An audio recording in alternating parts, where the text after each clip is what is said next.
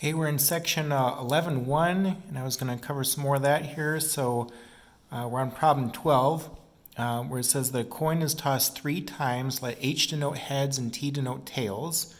Part A will list the sample space. Remember, the sample space is always a set. And so I need to make sure I'm using set bracket notation. And so what can happen when I flip a coin 3 times? Well, all 3 flips could be heads, or I could get 1 tails. The 1 tails can be either first, second, or third. Or I can get 2 tails, in which case I'm going to get 1 heads. The 1 heads can be their first, second, or third, in which case I'd have 3 more elements to list, and or all 3 flips could be tails. Okay, so I'll have 8 elements total in the sample space. What is the probability of getting no heads? Well, if I have no heads, I have all tails, right? So 1 out of 8 would be the answer there. Part C, what is the probability of getting exactly 1 heads? Well, if you have 1 heads, it can give me their first, second, or third out of the 8 possibilities listed here, so 3 out of 8. What is the probability of getting exactly 2 heads? Well, if you get 2 heads, then you'll have 1 tail, so the 1 tails can be their first, second, or third. So 3 out of 8. Or what is the probability of getting 3 heads? 1/8. Okay. Again, remember the 2 rules for probability. So rule 1 says that a probability, it always has to be a number that is in the range of 0 to 1. Okay, so you're never going to have a negative number. You're never going to have a number bigger than 1. That will never happen. Okay. And rule 2 says that if you calculate the probability of every single item in the sample space and then add up the numbers, you always get 1. Well, I've calculated the probability of every single item here in the sample space. So I've looked at all 8 of these. Okay, so if I add these up, 1/8 plus 3/8 is 4/8, plus 3/8 is 7/8, plus 1/8 is 8/8, and that's 1. Okay, that will always happen for any probability experiment. Problem 13 says that 2 dice are rolled. What is the probability that the sum of the 2 numbers on the dice is a 9? Okay, so there's 36 options for when you roll a pair of dice. We've listed all 36 of those options previously. That's where we had 1, 1, 1, 2, 1, 3. Okay. There are 4 ways to roll a 9. Okay, and that's if you roll if you roll a 3 and a 6, a 4 and a 5 and a 4, or a 6 and a 3. Okay, so 4 over 36, that'd reduce to 1/9. Part B, what is the probability that the sum of the 2 numbers is an 8? Okay, so we've got 36 items total there in the sample space, of which there are 5 ways to roll an 8. So it's more likely to roll an 8 versus a 9. To roll an 8, you can roll a 2 and a 6, a 3 and a 5, a pair of 4s, a 5 and a 3, or a 6 and a 2. Okay, so I'm leaving my answer in fractional form, which is fine. Part C, what is the probability of rolling doubles? That is the same number on both dice. Okay, so if you roll doubles, that'd be a pair of 1s, a pair of 2s, a pair of 3s, a pair of 4s, a pair of 5s, or a pair of 6s. Out of the 36 possible options, okay, so 6 over 36 is 1/6. Notice how it's more likely to roll a pair of doubles than it is a 9 or an 8. Okay, which is kind of unusual. Part D, Bob is asked to list the outcomes for rolling a pair of dice. He lists the outcomes as 2, 3, 4, 5, 6, 7, 8, 9, 10, 11, and 12. Because there are 11 outcomes, he reasoned the probability of rolling a 2 must be 1 over 11. What's wrong with Bob's reasoning? So to roll a 2, there's not 11 outcomes. There's what we said here, 36 outcomes. Okay, and we've listed all 36 previously in problem 8. So there's 36 items for when you roll a pair of ordinary dice. Okay, so to say that there's 11 would be incorrect.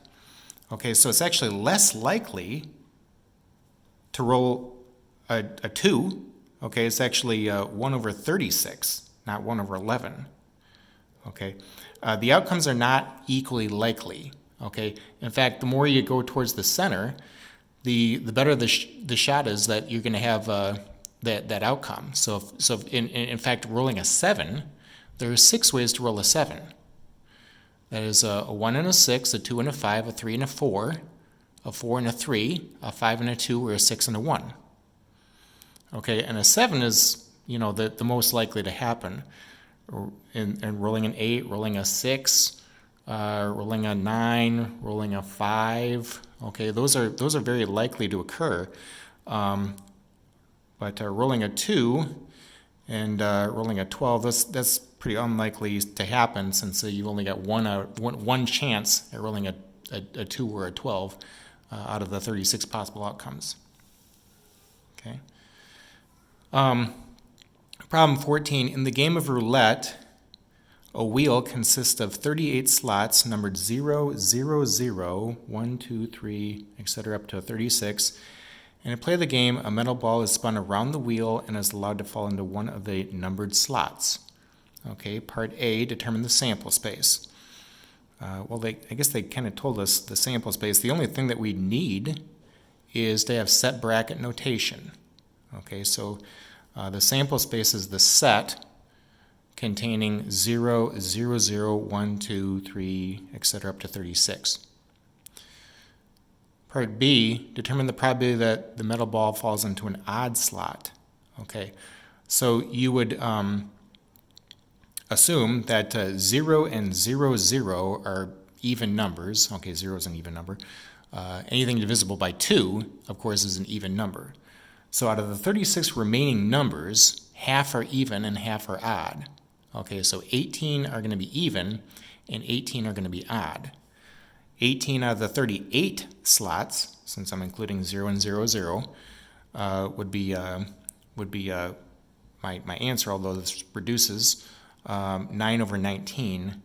If I just leave the answer in fractional form, that's what I end up with. Okay. Problem 15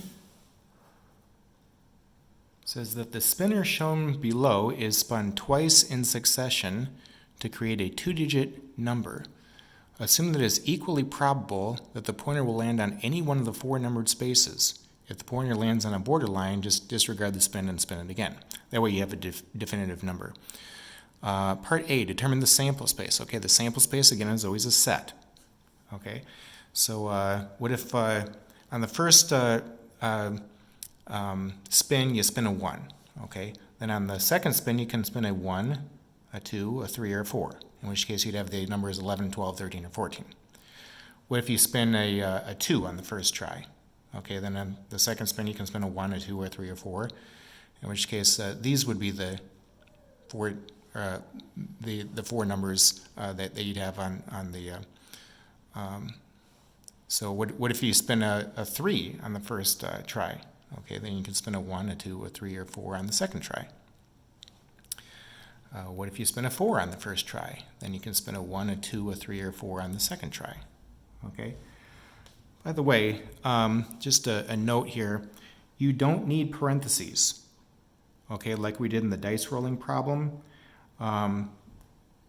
Again, the dice rolling problem is this problem here. Now notice that I have parentheses because I've indicated an ordered pair. That the first element is something I'd see on the red dice, and the second element is something I see on the green dice. Okay, so it's understood that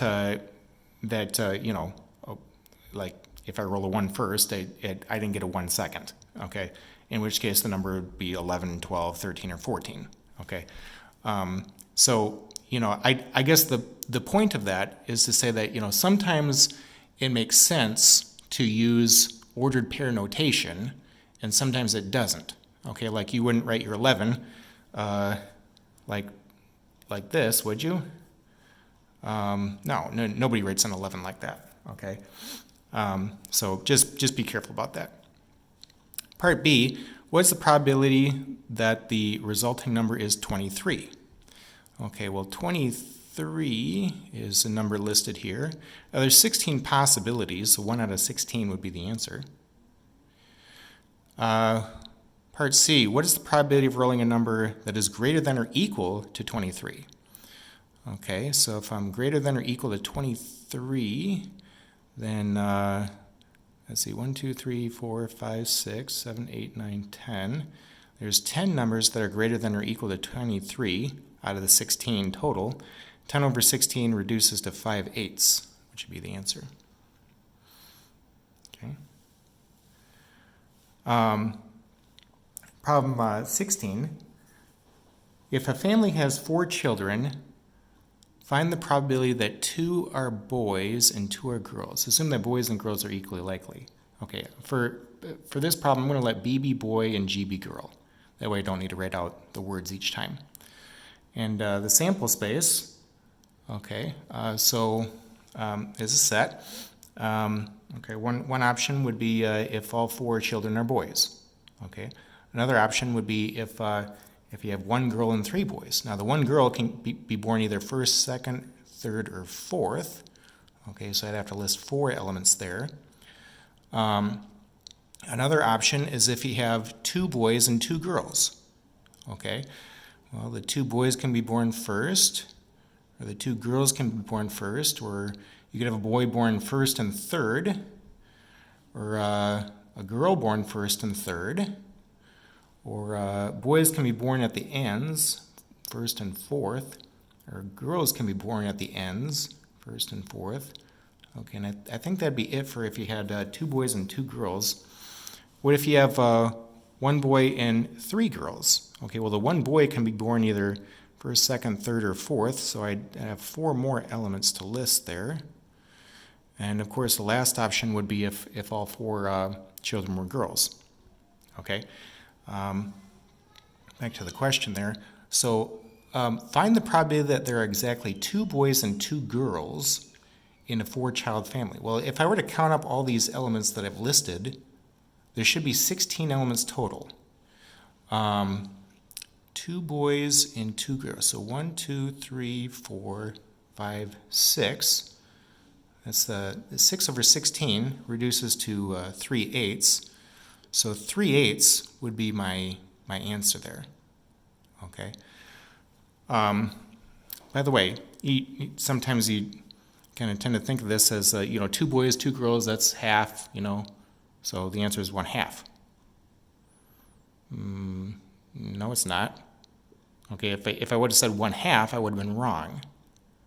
Okay, that's because of all the ways that this can occur. Okay, so I guess my point is to say that the sample space definitely matters. Okay, so if we could list the sample space like we've done here, that would be ideal. Okay, now many times the sample space is very large. Okay, so wouldn't make sense to list them all, but it's still very important to think of what the sample space looks like. Okay, I'm going to go ahead and stop right there.